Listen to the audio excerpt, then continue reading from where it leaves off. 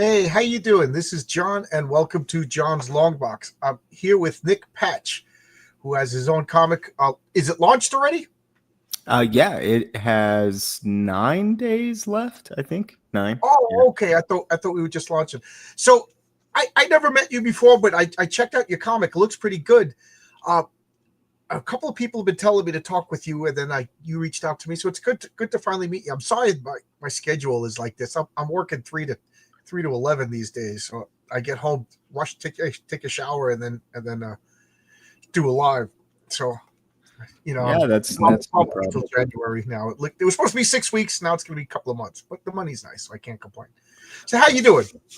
Yeah, I'm doing pretty good. It is a little bit of a late stream for me, probably my latest, but I mean, I'm no stranger to staying up late, so Oh, that's good. Good. yeah. Good. Where do you live? If you don't have to Uh, dox yourself, what oh yeah, state? I'm out in Utah. I think my Oh, profile says I'm in Salt Lake City, so oh, um what yeah, time is it there? 10 p.m. Okay, okay, so it's Yeah. not that bad for you. Okay, okay. And yeah, we have daylight savings, so that'll change. I don't know.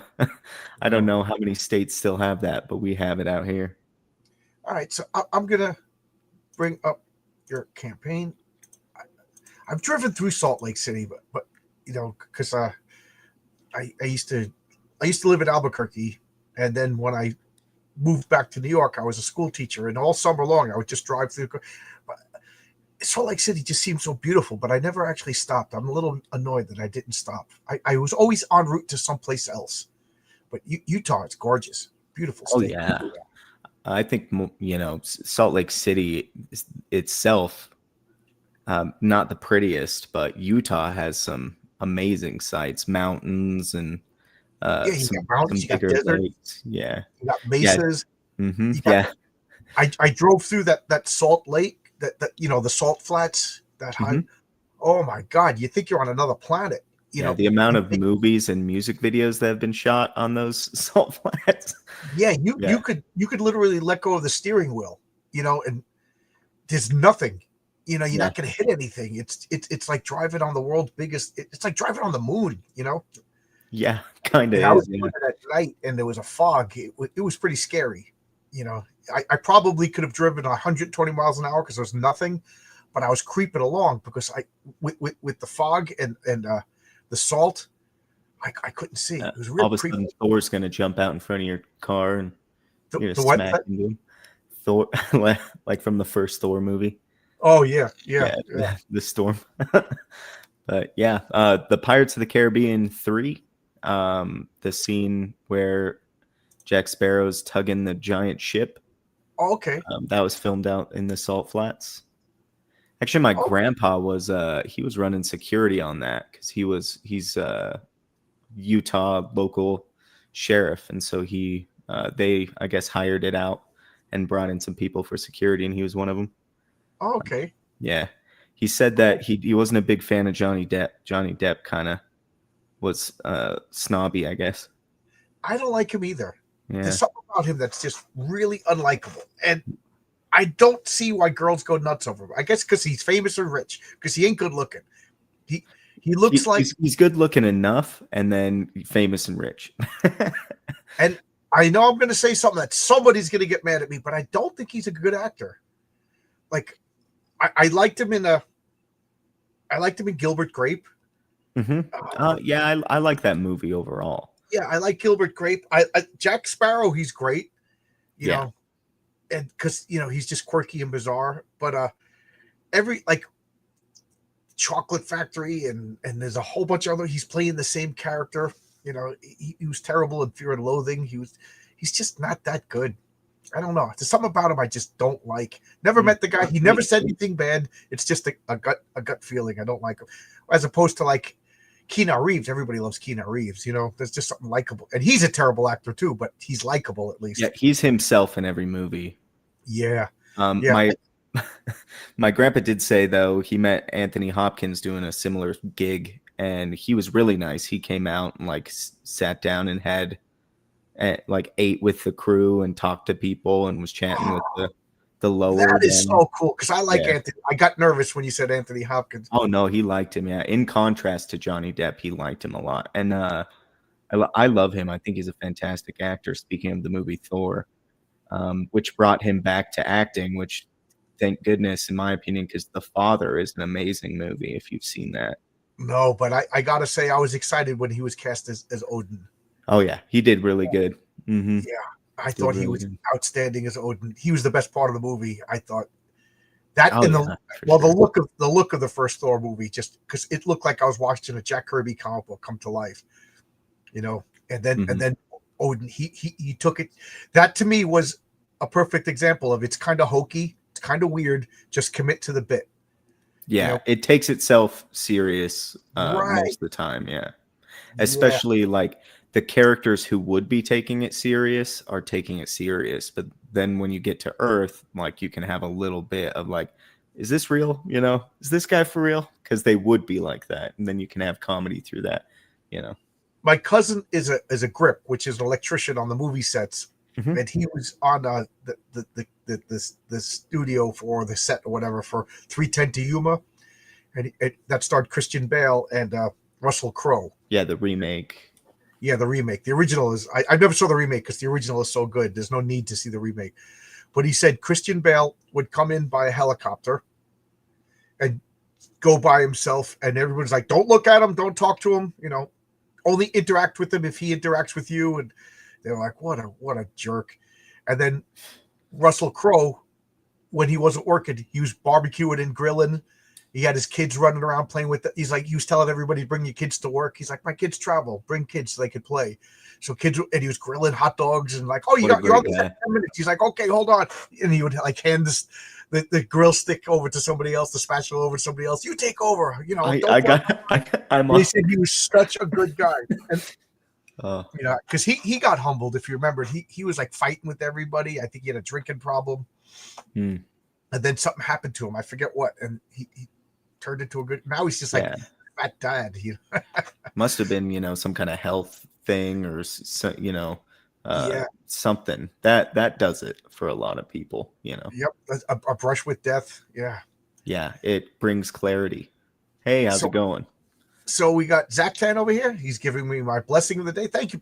I could use some blessings these days. Nice. What's this? It's a little early for them. What is the ratio of salt to lake? It's I've never. very salty. It's salty enough your body will float. Yep. Yeah, that's it. As much as I know. Yeah, Roy Yeah. Beckwith. Yeah, you'll if you lay back in the water, you'll float, and it's supposed to be very healthy for you. That's what I heard. I don't know. I've never been there. Oh, I have no idea. I know almost nothing lives in there except for brine shrimp. Yeah, And I sea drank a monkeys. whole bottle of those one time on accident. Um, because we had went and we caught them at the lake, and then I brought it home with me, and we were doing something else on another day, and I came home and I was just so thirsty. I grabbed the first water bottle that was sitting out that had water in it, and I chugged it. Um, Oh my and God. I survived. Yeah. Now you got sea monkeys in your because that's what Now sea I've got monkeys. sea monkeys. Yeah, that is. Yeah, brine shrimp or sea monkeys. Now I have sea monkeys in my belly. Dale A says he backed this book the other day. He's looking forward to it. Sweet. Cool. Yeah, Cool. thanks, Dale. So that It brings us to your book. So you got a comic over here on Kickstarter. Yes, sir. Is this the only platform that it's on? Yeah, I don't really plan to expand. I know a lot of people will like do a run on Kickstarter and a run on Indiegogo and then a run on Fund My Comic. But yeah, I don't know. I just do one and because it kind of breaks the FOMO if you're gonna go and then do it on the other ones after. Um, in my Yeah. opinion. So My first campaign, I launched on Fund My Comic and I did pretty well. And then I went on Kickstarter and I did okay. But then I went on Indiegogo and I didn't do so well. yeah, it's like So diminishing returns. right, but I each one I did enough that it was worth going on. You know, like I'm small potatoes, so every sale counts. You know, so I didn't want to turn away any. But my second campaign, I didn't even bother with Indiegogo because I did so bad on it. You know, I've shadow banned and everything. But now with the new owners, I'll try it again. I'll try it again. So for my third campaign, I'll try Indiegogo again. But I don't know because Kickstarter, has its own fan base, and a lot of people who use Kickstarter won't go to other platforms. So I was just curious how you did, if you're doing. Yeah, as far as my research was concerned, Kickstarter had the biggest It's got the biggest name, yes. existing comic book fan base. Yeah. Yeah. I didn't realize how many of those were just like basically pornography. Yeah. Yeah. If you don't have big old boobies on your trailer on Kickstarter, you know. Oh yeah, you're almost screwed.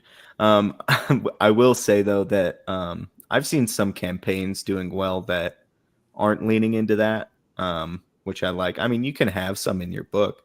I think it's like people would criticize like Shape of Water for having that, some of those scenes, and I thought they seemed necessary to the story and actually were conveying information to the audience.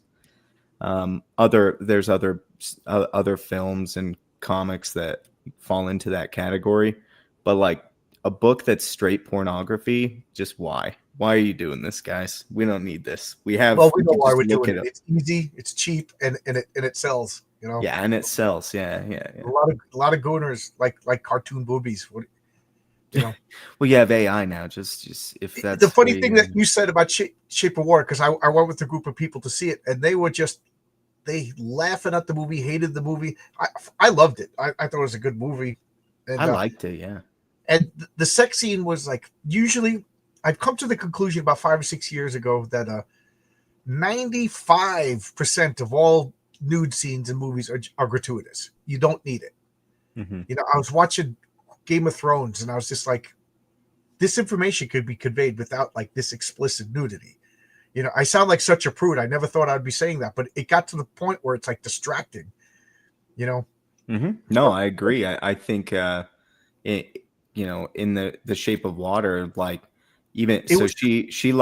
she's playing by herself at a certain point in the bathtub, and then she lets him into the bathtub. And like, to me, I was like, oh, this is like her intimate space, and she's letting him in there, and this is gonna not be easy for her. You know, it's like, I thought that had weight and value to showing that, rather than, Game of Thrones and House of the Dragon has some that I would defend some of it, but not all of it. The funny thing about Shape of Water is I don't even remember that scene. I guess that's how subtle, like, it wasn't like lingering, but there was one scene where they were both in the water and they were both naked. And I thought it was kind of, what's that?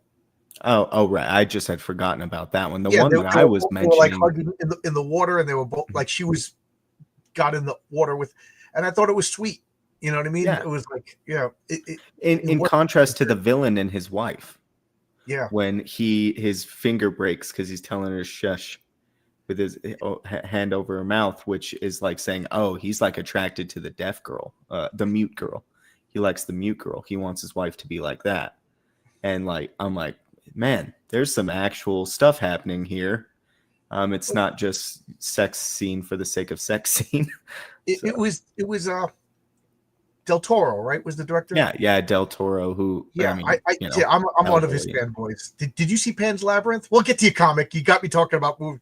I could talk about movies forever. I don't mind as long as you're not going to go too late. But no.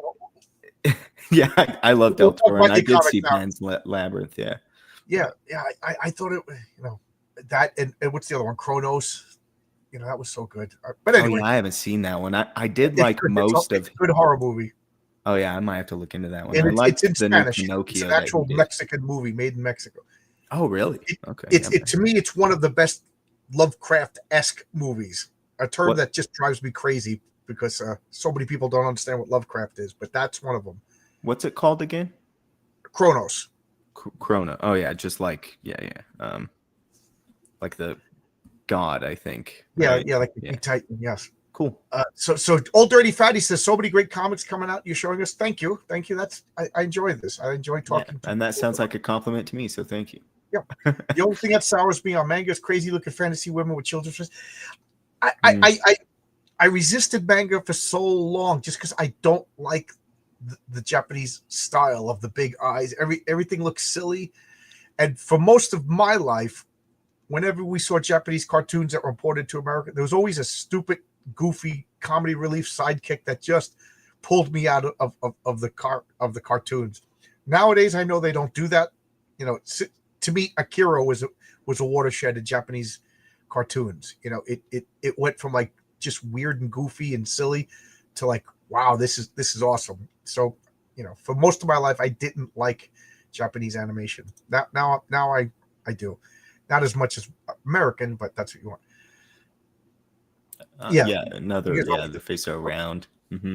So you do not have a manga. You have an American style comic over here. What is your comic about? I'm going to make this screen big. It is about a cavalry vet who did some bad things to some Native American Indians, whatever we want to call them. At the time, they were Injuns, so that's what they would have called them during the time period. And he kind of felt guilty about it and dove into, you know, boozing and opium dens and whorehouses and all of that kind of thing.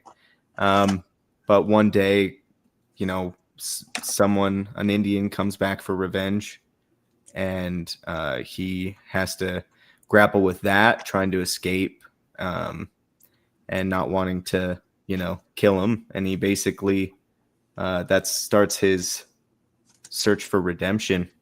And he's the main character, but there's a whole cast of characters. But yeah, I don't know. I have more fun answering questions than I do, you know. Oh, yeah, I know. Selling yourself that becomes a skill that you'll develop over time. Let me just ask before we play your trailer. Is this your first campaign? So I did a campaign 10 years ago or more. That was unsuccessful, and then I said, no, I'm not doing this comic book thing anymore. I'm bigger than that. I'm going to start doing movies. And, you know, eventually I realized, oh, wow, actually, like, there's a lot of things that I did wrong in comics and am now doing wrong in film. So I have to fix those things. And so now I'm back in comics. I'm still trying to, I do some screenwriting still, but I decided I'm going to focus on comics for the next 10 years or so. Okay. I said that was the last question. I guess I lied because I'm going to ask one more question. Are you the writer, artist? Do you do everything? Yeah. Sorry. I'm just writing. I do draw, but not fast enough and probably not well enough to do a full comic. So I just am the writer of this series, and currently we have Jarrett Katz and Fabi Marquez as the colorists. Oh, cool. Because this, you know, again, this sounds awful, guys, but you'll understand if you ever do a channel. Like, you start getting people like, hey, can I come on your channel? Can I come on your channel? And then you look at their comic and it's just not good. And, you know, I don't want to be one of these phony balonies that tells you, oh, this is great. You know, oh, yeah. And then a year later, I'm telling you it's the worst thing in the world. You know, so if I don't like it, I don't want to show it. So I didn't know you. A couple of people said you should talk to this guy about the Roy Beckwith, but your art was really good. So I don't know. All I know is it's a Western, which seems to be the next cool thing. I think superheroes, which is unfortunate because I do superheroes. I think superheroes are on the way out and Westerns are on the way in, which is great because I love a good Western. Westerns to me are proto superheroes. You know, it's the same thing. The rugged individual against odds settling through violence. It's the same thing. Oh, yeah. And things always go in cycles, and they were huge in comics for a long time, and superheroes were the sideline. Yeah, absolutely. I don't think that's going to flop. DC and Marvel will never give it up. But, you know, as far as indie comics are concerned, maybe, you know, there will be a little bit of a flourishing of the Western. I have seen a few coming out. But yeah. I wanted to do a Western, and I was going to do a supernatural Western, and then I thought I was so original, and then I saw so many other people do it. But, you know, I might still do it. I can't get the idea out of my head. But anyway, let's just catch up on the comments, then we'll show you trailer. Old cool. Dirty Fatty says those are called Kennies, those kid comic relief sidekick. Oh, I didn't know that. Kenny. And I hate the Kennies. The Kennies made me not like manga for so long. I didn't know that. Maybe a spoiler, but any characters that surprised you? In what, Zach Tan? Clarify that statement, please. Hey, Vaughn Coleman here. Vaughn Coleman has his own campaign, Phenomenova, issue number 3. Is I think just wrapped up, right? Yeah, I think it did. I think it just wrapped up. It's FMC. On my comic. Yeah. It's good job. Good job. I love the purple avatar. Very masculine. 64 issues. Where do you see that? 64. 64 horrifying issues of Roy Beckwith. Oh wow. Okay. That's so tiny. My cursed eyes couldn't read that. We still need to talk, pal.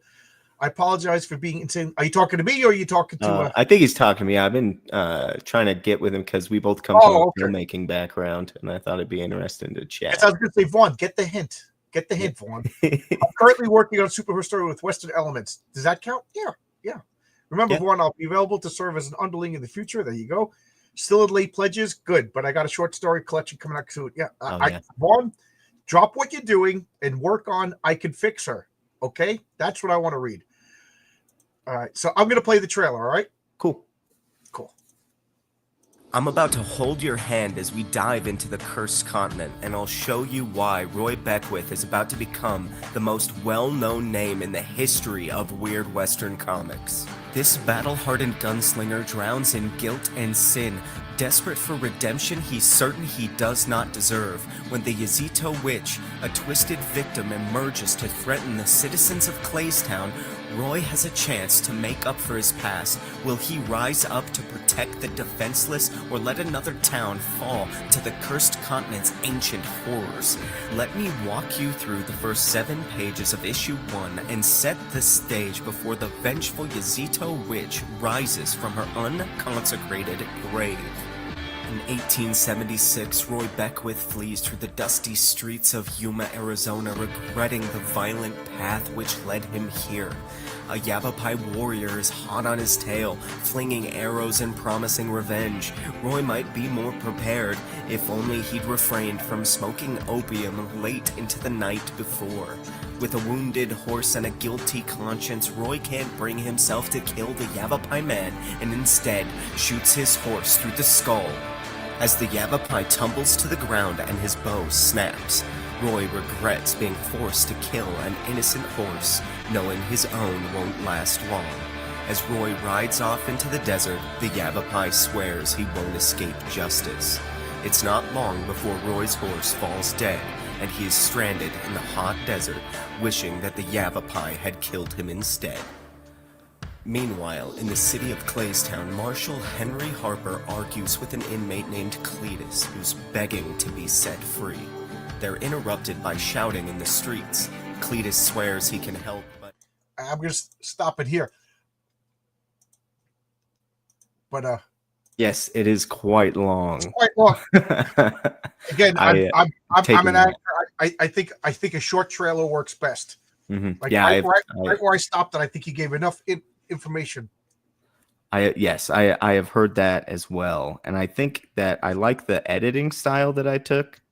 I do think that I should have done a shorter trailer as well, because I start to go like a minute, like elevator pitch. But I gotta say, this looks awesome. There's a couple of connections, personal connections. First off, my diagonally across the street neighbor for me was Roy Beckwith growing up.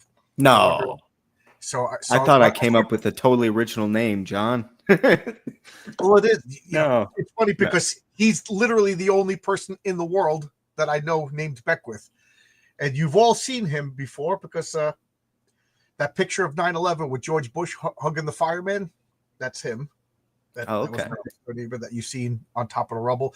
And second, Science City is located by Yuma, Arizona. Science City being the city where the Patriarch patrols in my comic. Oh, okay.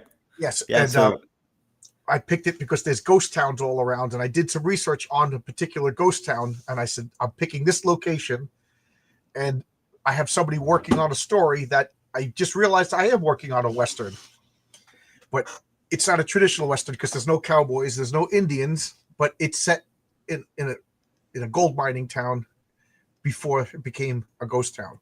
So enough about me. What about you?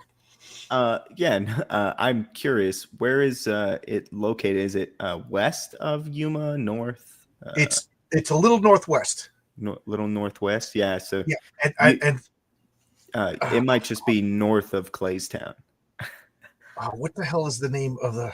I'm looking up my notes right now for the name of the ghost town that it's set on, but it's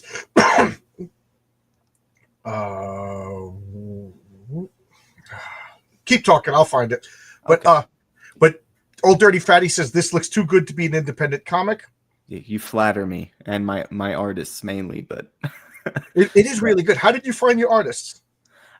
so Jarrett Katz, boy, was I lucky. So we were gonna pitch, or we pitched to Image, which it makes sense they wouldn't pick up a 64 issue comic from some like no one's.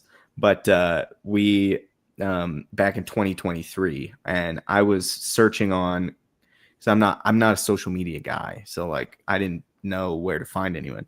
So I went on Upwork and like Freelancer and stuff, and I was just searching endlessly through awful artists, many of them like outsourced, not American, and that's like fine, but like their style wasn't good anyway. So like, but I found Jarrett, and he's actually in Seattle, so he's always attending ECCC. I don't know. Anyway, Emerald City Comic Con. So I found him there, and we did the pitch and everything, and then about a half a year ago, I kind of just decided I'm doing it myself, because Image never got back to me. I didn't feel like pitching to anyone else. I just decided I'm just gonna do it. And part of that's because I had mono, and I thought I was dying because the doctors didn't know what I had, so they gave me antibiotics because they were worried. I haven't heard of mononucleosis since grade school. Yeah, so I had mononucleosis, and I guess antibiotics will like exacerbate it, make it like way worse. So I thought I was dying, and for like I was in the hospital for a few days, and like that kind of created some clarity, and I decided, you know what, I'm doing this. I'm just doing it. Like what's holding me back? So yeah, so that's how I found Jarrett, though. That's where this question started. and then I found Fabi. I was doing a little more social media stuff because I knew, like, if I'm doing it myself, I got to be able to promote it. And so I found her on X, and she had done a few things, nothing huge, but her work was great. She was currently doing Power Rangers. I can't remember which, Power Rangers Prime. And I just loved her coloring, and she would talk about like palettes and stuff like that. So I knew she knew what she was doing. And so I contacted her, and rest is history. So she's the colorist, and she's fantastic. She just got on New Mutants with Marvel. Look at this page. This is awesome. Yeah, some of these pages actually look different. She changed some things up. Yeah, but in my trailer to my original art, things have changed too. That happens. That's part of the process. Look at this. This is awesome. Who's your colorist? Oh yeah, that's Fabi. Fabi Marquez. This is so. Oh, by the way, my Western story is set in Signal, Arizona, 1867. Signal. Yeah, is that just like how you would spell signal? Yes, it's a real place. It's a real ghost town, and it was a copper and a gold mining town, and it was bought by a corporation, and what after the corporation just kind of like mined it up, and it disappeared. Yeah, and leaving the people to fend for themselves. And all the people left, and then that's literally the location of Science City, Arizona. Yeah, I have a story. I don't want to give the name of it yet because somebody will steal it before it's ready. Yeah. But this is absolutely gorgeous. Yeah, I looked at the samples you sent me, but I was like, okay, this guy's got a legit comic. We we could talk about this. Yeah, This- yeah. That's one of the things that people have been saying, and I'm always like a little worried that it's not like up to par. And that's well, just because, if you got to be the most critical person about yourself. yeah, You 100%. got to be. You always got to think I could do better. And again, I'm sorry for lecturing, but this is just what I'm going through. Like, I can't even stand looking at my first issue anymore. You know what I mean? I'm like, I can't believe it's so bad. Oh, that's 'cause, interesting. Yeah. I think No, my I second agree though. better.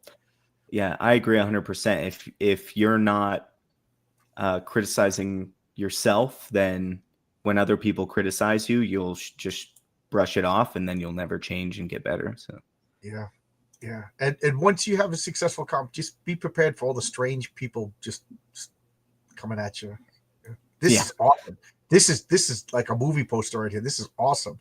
yeah, Todd Beats, he's great. He did the San Diego Comic-Con exclusive cover for Battle Beast #3. Oh wow. Yeah, which is fantastic cover as well. It's a foil, so like it's a up close battle damage on Battle Beast, and all the blood on his face is foil. It's a really cool cover. Yeah, you got to be prepared for wackos on the internet. If you don't say mean things and you have people say mean things, yeah, the internet's successful. And remember, the internet's not real either. Yeah, a lot of it's bots, and then even if Well, it's I don't not even mean bots, that. It's like people say stuff, but like, who cares? yeah, they'd never say it to your face. They never say know. it to your face, and it doesn't really matter because there's 9 billion people on the planet, and there's like a small group with only 2,000 people thinking they run the comic book world. Yeah, I did a post that was like, hey, how far away are you from your LCS? Because I'm an hour away from mine. Oh, And I posted just a picture inside NYC Midtown Comics, Yep. just as a visual. I didn't want to dox myself or anything. And this guy was pissed. He's like, you're lying. You're not. Midtown Comics isn't your LCS. And he went off on me for a minute. I was like, dude, calm down. There's nothing. Like, I'm not apologizing for anything. There's nothing to explain. Yeah. It doesn't matter. Yeah. This is beautiful. Yeah, that's Jason Sean Alexander, who did Abe Sapien, and he was on Spawn for a long time. Oh, So, wow. yeah, kind of went all out. I thought I only got one issue 1, so I want to do some special stuff for it. So I did the same thing. I went a little overboard with my first issue. I got 5 covers by artists that I absolutely love. Some of my favorite comic book artists of the Bronze Age. And that's kind of what I'm paying homage to. So I went nuts. But Yeah. you only get one chance to make your first comic. exactly. That's what I thought. So I want to do some special covers for it. Zach Ken is not only not real, he's my sock puppet account. I log out and I bless myself. Right? You're right, over Zach Ken? here posting all these. I'm the only one. I'm the only one watching. I got 49 other accounts. I type really fast. Yeah. There's a whole array of monkeys over here. This is absolute. Like I gave this a cursory glance and I thought it was good. Now that I'm actually looking at this, man, I hope you succeed so good. You just from all this. Obviously, I don't know if you're a good writer or not, but this looks absolutely gorgeous. Oh yeah. I did a 2-hour interview just about my writing structure with Lucid Comics. Oh, Michael Bancroft. He's a good guy. Michael's awesome. Is it? Michael? What's that? No, Julius. I thought. Oh, Lucid. Oh, I thought you meant the guy who did the Lucid. Okay, I thought. I know what you're talking about. Yeah, I got mixed up. Yeah, I'm old. I'm older than my dottage right now. no, it's cool. I wasn't sure. The Lucid Michael. We're following each other as well. But yeah, no, it was Lucid he Comics. did. I got myself mixed up. Yeah, what did he do? He did. I keep forgetting the name of it. Ghetto Dragon. Yes. Yeah, which he's gonna make it happen. I guess he's doing print on demand, so I'm excited for that. I want to read that one. Now, which one of is this the internal artist? Yes. So that's actually a cover for issue 8 that was done at the beginning of 2024 for the pitch to Image. So you're already up to issue 8? So the pitch to Image was I we see. just needed Okay. 5 pages and a cover, and we wanted to do some of the stuff that was like going to be showing off like what we can do visually and act, and stuff. So we picked a portion of the story that was going to be more spectacle. Yeah, you want to show the action scenes, not them sitting around tying their boots. Yeah, exactly. Yeah. And there's action all throughout, but there's some big action. As you can tell, there's like a horde of zombies as it would appear in that. So yeah, this looks really good. I love these pages. Yuma, Arizona, 1870s. Oh, so I wonder if maybe you bump into my character, Violet McCready.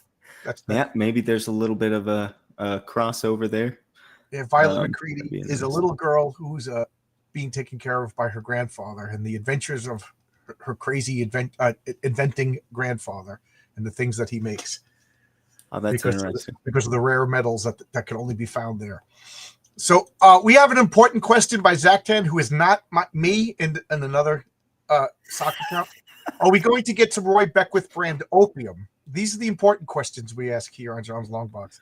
Yeah, no, that's a very good question. And I have been looking into it. I've been getting with some Chinese suppliers that have been doing this since the 1800s. So we'll see where it goes. Nothing's in stone. Hopefully we can get you some.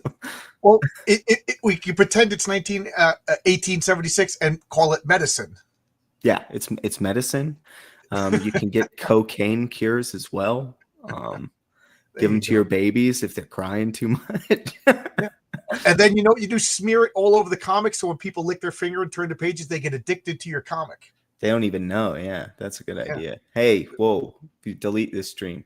We can't have people knowing. Good night, everybody. Good night, everybody. So I gotta ask, why 64 issues? Yeah, so that's a structural thing. So I have a writing structure that's based on an 8-step outline, and then that breaks down eventually into 8 issue arcs. Then I'll focus on a different monster, but it has an overarching story to it, and the bigger villains are humans, and then the monsters kind of come and go, but the humans as villains stick around for longer, which I think makes sense philosophically, I guess. But now, how often do you think you could come out with a comic? That, like, the hope is to eventually do monthly, but that's an eventually. So what we expect to be able to do is 3 to 4 a year. Okay. 3 to 4 a year. Start. Okay, because my philosophy is each one of my issues is going to be self-contained. Because I don't know if I'll ever be able to do a fast-paced comic, but 3 or 4 a year, you could do continuing stories, I think. Yeah, and where it's if I could do 3 or 4 comics a year, then I might do longer multi-issue stories. But until that point, I'm going to do self-contained stories, because I don't think it's fair to ask people to wait years and hundreds of dollars for a story. Comic books supposed to be quick, cheap, instantaneous, instant gratification. Get that comic book into people's hands before they change their mind, kind of thing. Yeah. And I kind of look at it as the people funding these campaigns are funding something bigger than just the issue, because, like I said, eventually I want to be publishing monthly. So where we have 64 whole issues planned, even if we can get to monthly after, say, issue 12, then that's still math. Hold on, 52 that's so, issues monthly. yeah, You know, that's better than most people in the indie scene. Yeah.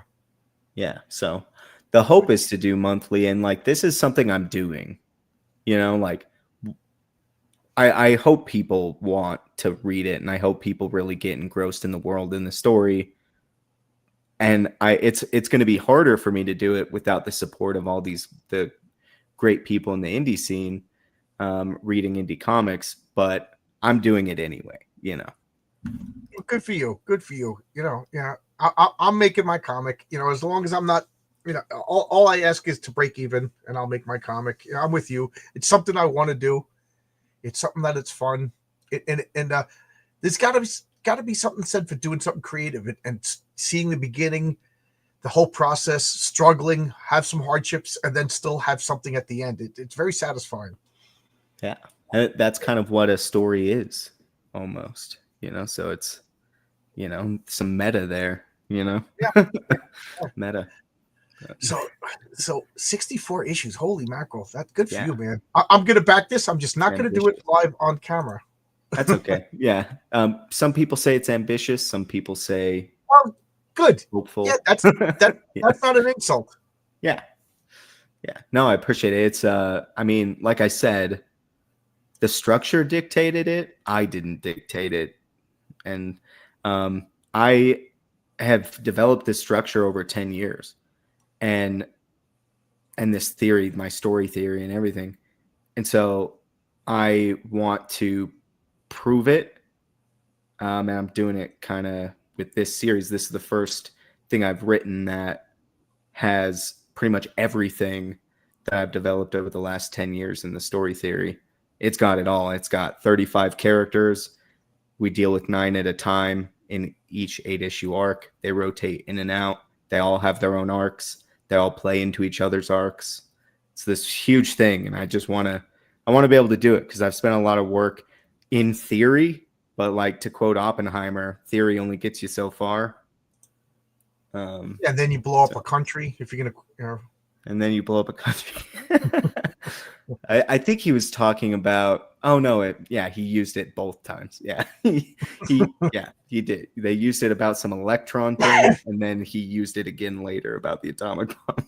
Yeah, you're right. So You got a backer. I just backed while you were talking. I just didn't need anybody to see. Yeah, cool. Well, thank you very much. What you said about it, well, I'm a soft touch. You know, I think out of all the people I've talked, I think there's only been like 2 or 3 comics that I didn't back. But you said it. People are saying it's ambitious, and while you were talking, I was thinking about that. It's just like, so what your comic isn't ambitious? Like, you know what I mean? Like, oh yeah. Comics should be ambitious. You know, like I have ambitions for my comic, but I'm aware of my limitations. You know, if I make it to 10 issues, I'm happy. You know. Yeah, and you know, everyone's different, but for me, like, it's the structure, and it needs to happen for me. And in my opinion, like, I think that it's going to, like, storytelling is really important to me, and like, I think it's important to everyone. And I think you would agree, like, storytelling is culture. Everything's downstream of that, you know. Yeah, there's 2 uses for the word storytelling, like just basically telling a story, you know. And it's, my grandfather was a storyteller, you know, like he would get on stage and tell stories. He was Irish, you know, in Northern Ireland. I don't know if you ever watched that old TV show, Dave Allen. He was an Irish storyteller. And he would sit in his chair with his drink and his cigarette, and he would tell stories. You know, that's what my grandfather did, except he would walk and talk and everything like that. Yeah, that's interesting. My point is, I'm from a long line of talkers, but comic book storytelling, you know, I'm big on this. I'm very harsh on this, and I ask people, if you're gonna criticize my comic book, I want you to first and foremost criticize the storytelling. Like, are you confused at any point? Because to me, that is the biggest problem with not just independent comics, but all comics. Like, and I'm looking at yours, and so, you know, the classic comic book storytelling is each image tells a fraction of the story, and then so I'm not reading the words, but we got a guy running into town frantically. Somebody's shooting at him. You know, now we see the person who's chasing him. You know, he reaches for his gun, turns around, shoots. The horse gets shot with an arrow. Things are going crazy. He hits this guy. You know, I mean, am I wrong? This is completely crystal clear. This is excellent storytelling, and that to me, yeah, that is the so like one of the things I do is when I get the art and the coloring done, but before the lettering, is I ask my wife, and she hates this because she's not a comic book person and she doesn't want to hurt my feelings, and I don't think she quite understands what I'm asking her, but I'm like, tell me the story. And she looks at me like I'm crazy. And I said, just tell me the story. Tell me what you think is happening. With no words. With no words, right. Because you being a writer, I don't know how you feel about this, but I can't draw to save my life. But a comic book is a visual medium. All the information should come from the art, and the words should only be there to give us the information that can't be told by the art. Like a silent comic book to me is the ultimate comic book. A silent comic book by one writer, artist, letterer, colorist, that is the ultimate. But, so the words are there. And I'm looking at this. This isn't like this page. You could have been a rookie guy and be like, and the bullet strikes him in the chest, throwing him from the horse. We see that. We don't need this. All we see is splat and R. Perfect. Yeah, I agree with you. I think a lot of movies nowadays have kind of leaned into explaining everything. Yeah. Yeah. And it's not visual. I think there are movies still that like get through the cracks, I would now call them. It used to be bad movies were getting through the cracks. I don't know what happened. Now it's the opposite. But a lot of movies, I think they're assuming that you're not really watching. And so I think that some comics assume the same thing. Like you're not really looking at the pictures, you're just reading the boxes and skimming the art, which is like backwards, right? It's funny that you said that. You just made me think. Do you think it's because people are now streaming like on their phone and they're not really saying doing laundry or what I mean? Like you look, I got my phone right here. I'm not watching a big screen, so I can't see all the little details. So I need the narrator to explain all the. Oh, I see what you mean. On their phone. Yeah. I thought you were saying like they're watching a movie when then they're also on their phone. Oh, that's what that too. That too. This, I don't know how many times my wife and I still like to go to the movies and we see people like turning on their phone in the middle of the movie. I'm like, dude. At the theater? Yeah. It's like, dude, I'm addicted to my phone. I hear that ding and it's like, oh my God, I got to respond. But at the movies, I at least turn off my phone, put it in my pocket, Yeah.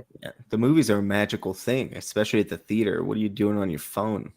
Yeah, it drives me nuts. Yeah. It's only a matter of time before I get to a fight at the movie theater.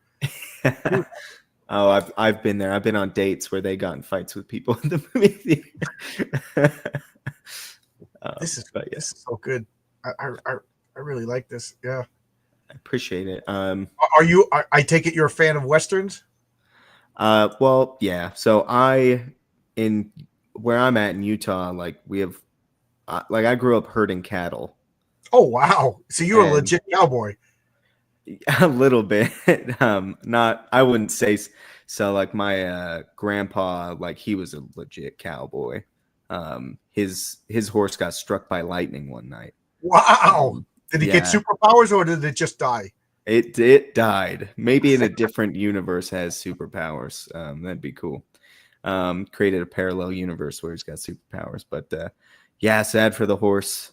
Missed that horse. But so I kind of grew up and like my dad was watching Young Guns and Lonesome Dove and like that kind of era of Westerns. But I really love Unforgiven and Tombstone.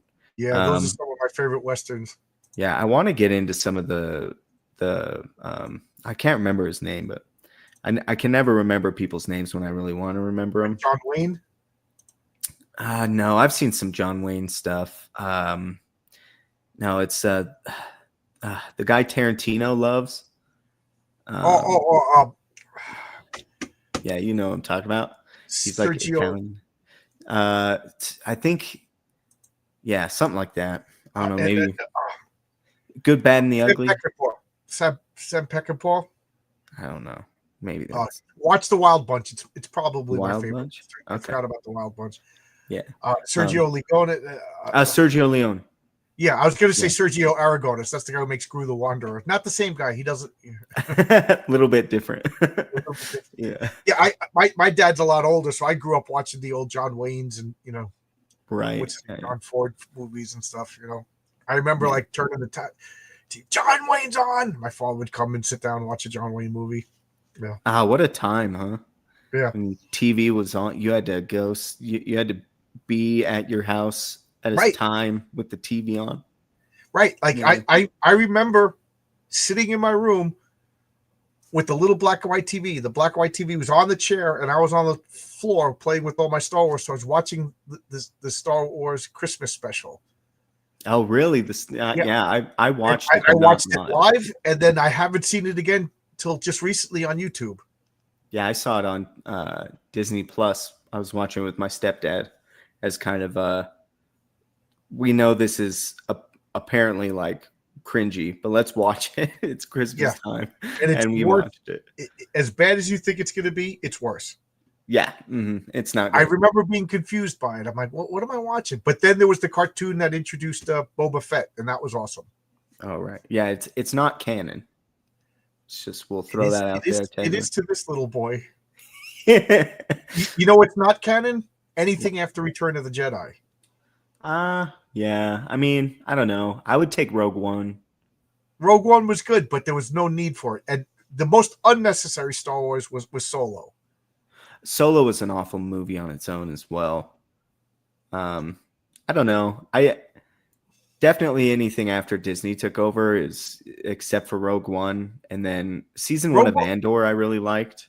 I saw the second of the sequels, and I was done. I'm like, I'm never watching anything Star Wars ever again. Yeah, I mean it's beating a dead horse, but yeah, me and my stepdad went and saw it in theaters because we both got fooled by the first one, and I hated the first one, but I'm like, you know what? Maybe the next one will be better. yeah, we got fooled by the nostalgia, and then when we saw the second one, I remember having fun while I was watching it, and then right after, before we left the theater, I looked at my stepdad and I said, "That movie was kind of a pile of shit," and he goes, "Yeah, yeah, it kind of was." Story wise, I mean, everything was disconnected. Like They you might not they even wasted remember. the three originals. It was just everything about it sucked. It was awful. So You're I gonna never even subvert saw your the last- expectations. The last Star Wars movie, I have no desire to. Star Wars is over. I'm editing my memories. There's 3 Star Wars movies, and then the cartoon from the Christmas special. Other than that's all. The rest of the Christmas special is not canon, but just the Boba Fett cartoon. maybe Chewbacca's father watching Wookiee porn. Maybe that's real. Oh no! oh man, yeah, that's a special piece of history, isn't it? But yeah, So let's get back to 64 issues. Holy man! And how many pages is each issue? 28. Okay, so it's a regular comic book size. Yeah, I was gonna do 24, and then I was like, this is crammed. What if I expanded it to 28, and then we could like maybe do a centerfold, double page spread? So I don't want to do a double page spread that's not the centerfold. Like I'm gonna keep that standard because they always piss me off. That's pretty cool. I can understand that. Yeah. And then a splash page, which you see in this, is when the horse is getting shot in the head. Yeah, poor horse. So yeah, and then 2 pages to kind of just play with, wherever I thought, oh, here, this needs some room to breathe. This needs some room to breathe. Cool. Well, we come up pretty much to the end of our hour. Is there anything you didn't get a chance to say that you'd like to say before we call it a night? No. We have a little over a week left on the campaign. Go nab it, and sorry, coughing, but yeah, it's been great talking to you. Yeah, get it now before this cough kills him. And Yeah. there you go. Go for the sympathy. He needs medicine, ladies and gentlemen. He Yeah, needs- I need opium. That's what I there need. you go. You need Roy Beckwith's snake oil. Yeah. This will cure all. It's a cure all. So Yep. it's got But thanks a lot. cocaine and This was a opium. lot of fun. Like I said, I backed. This looks awesome. Can't wait, man. I'm rooting for you. This looks so good. And, Thank you. and come back, man. I want to know how you doing. How's, like I'm an absolute beginner, and you sound like you got yourself a good plan. So like, you planted 64 issues. I'm a nut job, and I plan all this stuff. I couldn't do 64 issue plan. So I want to see how you do. Maybe learn something from you. Like I assume you're going to be trying to get this into comic shops and stuff. Oh yeah. So yeah, man, I'd love to talk to you in your future. See how everything's doing. So please come back. This would be fun. Yeah, I'd love to be on again. It's been great talking to you, and the planning is like I said, I spent 10 years figuring it out. And if you ever want me to just throw some stuff at you, I love talking about it. Sure. Come back. Yeah. And kind of once I have somebody on my channel and I know them, I do a lot of open streams. So if you ever see an open stream, come, I try to announce them. Open stream means anybody can come in and we'll talk. If you see a topic that interests you. Cool. Yeah, hopefully I'll have a camera. Like I said, I've apologized on 8 I broke my streams. rule. I broke because a lot of good people stood up for you. I usually, when I don't see an avatar, when I see an avatar, that throws up a red flag that all of a sudden, because it happened before, that people are just going to, all of a sudden, there's going to be inappropriate stuff when that camera finally goes on, like 5 minutes into the talk. Oh, really? I'm being trolled. You know what I mean? So unless I know you, I usually don't have anybody unless they have a camera, but a lot of good people vouch for you. You know what I mean? Yeah. I think I saw you, you commented on the first stream I ever did. It was with Crenshaw, and it was months and months Crenshaw's ago. awesome. Crenshaw, he might be the one that recommended you. Crenshaw's, he's on my cosplay cover. Crenshaw's awesome. Oh yeah, I love Crenshaw. He's a great dude. He's working on a comic. I hope he eventually writes. Oh, cool. So yeah, he's a great dude. Shout out Crenshaw. You might be listening. He'll watch this, I'm sure, in replays. I'm sure he can't stay up this late. And one last thing. I'm on with him on Saturday. We're going to be talking about Black Christmas, kind of the slasher before the first slasher ever. They say really? it came before Halloween, but people always credit Halloween as the first slasher film. Okay. Yeah, I've never heard of it. Never heard of Black Christmas. Margot Kidder is in it. Oh, okay. Lois Lane is in it. Boy. John doesn't want to talk to someone he suspects is handsome. I wouldn't talk to anybody. I'm a pretty ugly person. I got a face my mother could love, and my mother died 10 years ago, so nobody loves me. You have a wife, John. Yeah, she at least stuck. Tolerates it. I was handsome 25 years ago. Yeah. But one day thanks a lot, man. I'm see. rooting for you, but I gotta go to bed. Bed. I got you. Thank you very much. It's been great. Thanks a lot, everybody. And this is the point where I say goodbye, kids.